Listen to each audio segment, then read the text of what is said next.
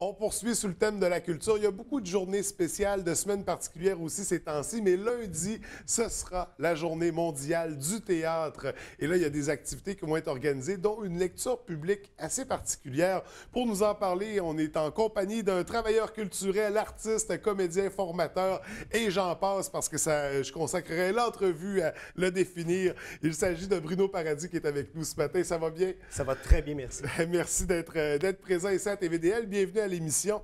Écoute, on va d'abord tracer un peu ton portrait, ton profil, je dirais, culturel. Tu es quand même très impliqué dans le milieu, très actif aussi. Tu as suivi des formations, tu as voyagé au Québec pour ça, justement. Parle-moi de ton parcours. Bien, en fait, je suis natif de Normandin, au Lac-Saint-Jean. Oui. Puis, je suis parti en bas âge, vers 17-18 ans, faire mes études ici à Jonquière. Après ça, je suis parti à Montréal. Oui. Et à l'époque, on disait que c'était là que ça se passait. C'est là que ça se passait. Ça se passe encore là, Oui. mais il s'en passe beaucoup ici. Tout à fait. Mais pour mon parcours, alors c'est ça, je suis arrivé à Montréal, puis j'ai atterri à l'École nationale de théâtre du Canada.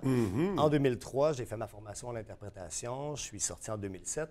J'ai travaillé pendant environ 4 ans avec un agent, puis des contrats par-ci par-là, de danse, de comédien, Oui. un petit peu de publicité, un petit peu des apparitions dans les émissions jeunesse VRAC TV. Fait un parcours de jeune sortant d'une école professionnelle. Puis, ben, la vie a fait en sorte que, bon, petite dépression, des trucs qui allaient moins bien dans la vie personnelle, j'ai eu besoin de revenir aux sources. Oui. Puis, en revenant aux sources, puis en se faisant du bien personnellement, j'ai repris contact avec ma région, avec autant ce qu'il y avait de paysages, avec les gens, beaucoup.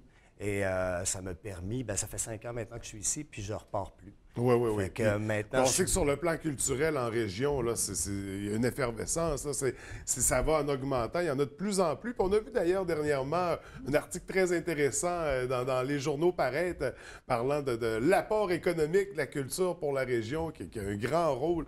Donc, c'est intéressant de voir que il y a des gens qui restent, il y en a qui partent et qui reviennent. Oui. Et c'est ça qui fait la richesse aussi, parce qu'il faut aller puiser un peu à l'extérieur aussi, puis ramener de ce qu'on va chercher dans ces endroits-là. Oui. Donc, tu as décidé de revenir dans la région. Là, tu es bien. Ça fait 5 ans que tu es actif.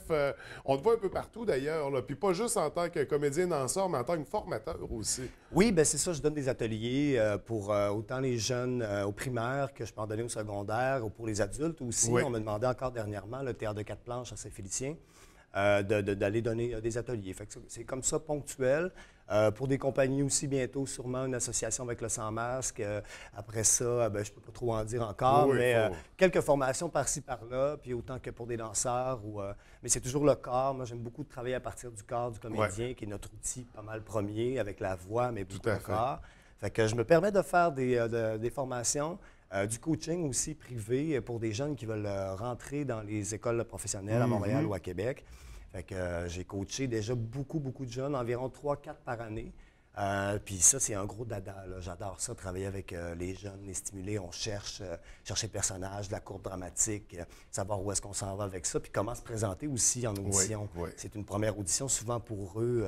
Fait que avec les jurés, comment on procède avec tout ça. Fait que je les mets en situation, puis je les accompagne jusqu'à la fin. Je ne vais pas physiquement avec eux à l'audition, mais j'attends la réponse après quand ils sortent de l'audition. Là. On les suit de près. On les suit de très près. Puis j'ai des jeunes qui sont rentrés l'année passée. J'ai une jeune qui rentre encore cette année. C'est une grande fierté pour moi de pouvoir accompagner ces jeunes-là de la région, des talents bruts, puis vraiment très bons. Alors, c'est le fun de les pousser un peu. Là. Et là, très actif. Et malgré tout, on trouve le temps de créer des nouveaux événements.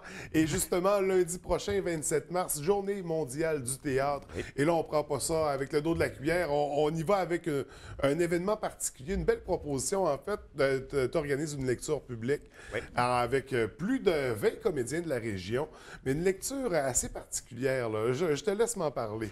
Oui, bien tout d'abord, la pièce, c'est Scènes du grand écran. Oui. La traduction de Scenes from the Big Picture d'un auteur irlandais, Owen McCafferty. C'est une traduction de Michel Monti, un Québécois, montréalais. Et puis, c'est assez brut comme pièce. C'est un drame.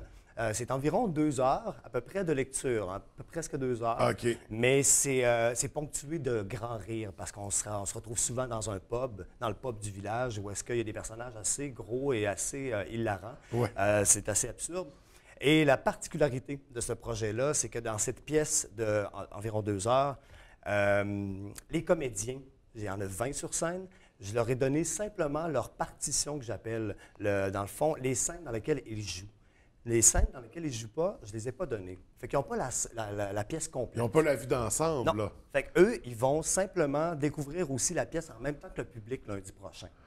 Et alors, ils vont savoir quand est-ce lever. C'est une Ils lecture vont du peut-être train. mieux comprendre certaines répliques, certaines réactions. Oui, c'est- exactement, de dire, ah oui, mais tel personnage est en train de parler de moi, de mon personnage. Ah, OK, fait que ça donne tel impact. Fait que peut-être que ça va changer leur jeu aussi.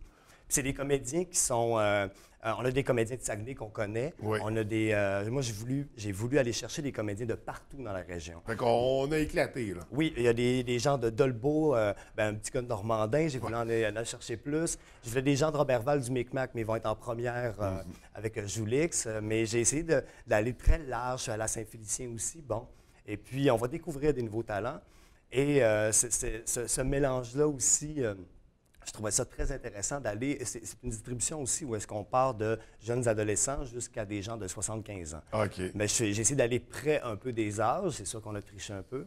Mais puis c'est ça, c'est ce plaisir-là. On n'a pas eu beaucoup de répétitions. C'est des gens qui viennent bénévolement, des comédiens qui s'impliquent pour la fête du théâtre. On va célébrer le théâtre ensemble. Bien, littéralement. Là. Oui. Puis je pense que c'est un exercice assez amusant aussi pour ceux qui vont participer, pour ceux qui vont y assister surtout, Oui. parce que ça peut donner lieu à toutes sortes d'interprétations. Là. Chacun peut avoir pris une direction qui ne correspondra pas nécessairement. Ça me fait penser au cadavre exquis. Là. Mais au cadavre exquis est une démarche d'écriture. Là, on parle d'interprétation, mais ça amène place à beaucoup d'improvisation aussi, j'imagine, au niveau de l'interprétation, pas au niveau du contenu. Mais certainement que le résultat sera très intéressant. Et là, à quoi on s'attend d'une lecture publique? Là? Les gens sont assis ou on est debout, puis on interprète quand même. Comment ça va se passer? Bien, comment ça se passe? Cette lecture-là en particulier, c'est à la salle Pierrette Godreau du Mont-Jacob.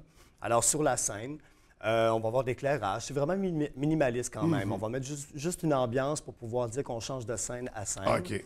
On a une excellente comédienne qui nous fait des didascalies. Les didascalies étant ce qui nous explique un peu les lieux où est-ce qu'on est ou les actions qui sont posées. Pour La narratrice. Exactement, la narratrice. Alors, c'est Monique Gauvin qui se prête au jeu de lire la pièce complète. Et puis, les comédiens, en fait, il va y avoir des lutrins sur la scène. Et puis, les comédiens sont en arrière-scène, en pénombre un peu. Et puis, à chaque fois que c'est leur tour de venir jouer, s'avancent vers les lutrins, nous jouent leur scène et se reculent. Et ensuite, on a la prochaine scène et c'est comme ça. On a vraiment ça en tableau. Et puis, je tiens à dire que le public, c'est en style cabaret qu'on appelle chez la rubrique. C'est des tables, chaises, il y a un service de bar. Fait que pendant les 2 heures, on peut se lever quand on veut aussi. Je veux que ce soit, c'est très festif. On lit une pièce de théâtre, on a du plaisir, puis je veux que le public ait du plaisir à prendre une consommation. C'est un lundi soir, mais on peut se permettre. Là, c'est une petite fête, un lundi soir. Fait que de prendre une petite consommation, puis, ou 2 ou 3, d'avoir beaucoup de plaisir, se laisser bercer par cette lecture-là et ces comédiens de talent, de partout. Oui. Donc, une grosse distribution. Comme on disait, il y a des artistes qu'on va découvrir, mais il y a des noms qu'on connaît très bien, qu'on voit régulièrement sur les planches d'un bout à l'autre de la région. Puis j'aime l'aspect régional de la démarche. Comme on disait, on est allé puiser un peu partout dans la région, puis dans la région au sens large. Oui. Donc, on va vivre une expérience extraordinaire. C'est donc à la salle Pierrette Godreau, lundi 27 mars, dans le cadre de la Journée mondiale du théâtre. Est-ce qu'il y a d'autres événements comme ça à surveiller ou vraiment on focalise sur celui-là? Je crois qu'on a focalisé sur ce projet-là. Je n'ai pas entendu parler de d'autres projets, mais c'est vraiment le projet central, je crois, de la Journée mondiale du théâtre. Puis justement, je tiendrais à remercier tout de même la Ville de Saguenay, CRC, et puis la rubrique, vraiment, qui chapeaute ce projet-là avec moi. Benoît Lagrandeur et toute son équipe sont vraiment derrière moi avec ce projet-là. Et puis, voilà, les comédiens, c'est ça, j'aurais voulu tous les nommer, mais vous pouvez aller voir la page Facebook. Tout à fait, ils sont tous là. On va reconnaître des tas de noms. Oui. Puis des visages aussi, bien sûr. Et là, Bruno, qu'est-ce qui s'en vient pour toi? Après ce délire-là, c'est quoi la suite? Mon Dieu, bien, il y a des choses que je ne peux pas encore parler. je ne peux pas annoncer encore tout à fait, peut-être que je reviendrai. Tout à fait, tu seras le bienvenu. Mais ce que je peux parler, c'est avec Vicky Côté, le théâtre à bout portant, pour la prochaine création à Écoute Prison. Je travaille en étroite collaboration avec elle. On a fait une résidence à Montréal, et puis là, on va performer cet été. Je ne sais pas si j'ai le droit de le dire, Vicky, je m'excuse. Mais bientôt, il va y avoir une série de spectacles qui va s'en venir. Et puis, un autre projet de théâtre aussi qui s'en vient, que je ne peux pas nommer maintenant. Et puis, voilà, il y a des formations, il va y avoir des camps d'été cet été. Et j'appelle aussi, pour la lecture, j'appelle les gens du milieu du cinéma à venir voir aussi, pour reconnaître ces talents-là aussi, des talents qui sont déjà connus ou moins connus.